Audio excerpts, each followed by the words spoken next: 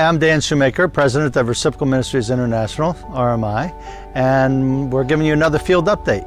We started out visiting Okoto Church, and that was a great experience. Their church is a new construction, and thankfully it stood the strength and it stood the test of the earthquake and is doing well in that way. School has some damage, but it's repairable and not terribly bad. Parsonage they had started a second story to be able to receive teams, and unfortunately that all went down. They had just blocks up, they didn't have any poured columns, so they're going to have to redo that, but thankfully they're well and this church is well, and they're excited for all that God's done for them in these days, I tell you. But the pastor did share the great need for tarps in the area and food, as well as water filters for so many people that lost their homes and needed clean water, food, and shelter. So that's a big thing for that area. We went on to Porta Pima Church, and there the church again was in good shape. The school has a little bit of damage, but that's repairable. And then the parsonage itself is in good shape. More than 300 homes in the area were damaged, and a lot of those were church families and Hope for Kids families lost their homes. And so again, for them it's food, tarps, and funds to help rebuild their homes. That's a big deal.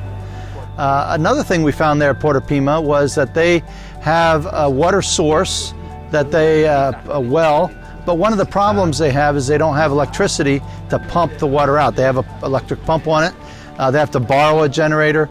And so a great need they have is for a solar system to be able to run that pump, but as well as to run the church, the school, and the parsonage. This system would be a great help to them. Right now it's a great need. The water system that they did have in the area is down due to the earthquake, and who knows when that will get fixed. So there's a great need for potable water in that area. Then we went on to the deceased church, and wow, what a difference. The church itself is basically destroyed. It's cracked all throughout the interior. All the columns are cracked. The back wall is just hanging on by a thread. They're going to have to tear that whole thing down. The school has a tremendous amount of interior damage to the walls that were dividing the classrooms. The exterior walls are in pretty good shape for most of that, but still there's going to be a lot of repair and a lot of time to get that back into shape, as well as finances. They also need food and tarps. The pastor was saying a lot of families had their homes lost. A lot of Hope for Kids families lost their homes as well. And so tarps provide that temporary shelter that they're in need of right now. The big issue for all three churches, and all of our churches really, every one of us, of our partnerships, has been the need for more sponsorships for children. Right now, all these families all over South Haiti have lost so much, and the need for kids to be able to go to school, and so having the temporary shelter, the tarps that they can provide shelter for the schools, but also then for kids whose parents have lost everything, we have the opportunity to sponsor so many more kids in school and help them have hope for their education for the future.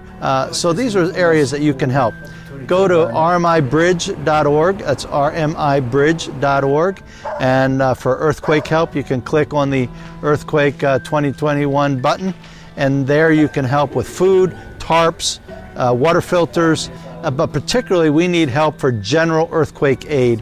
But also if you want to sponsor a child, go to the Hope for Kids sponsorship button there, and they'll give you more information. If you're part of a sister church, go to your coordinator. They already have kids that are needing sponsorship, or we can get those kids for you. But please sponsor a child, help in some way, and encourage your brothers and sisters here in South Haiti.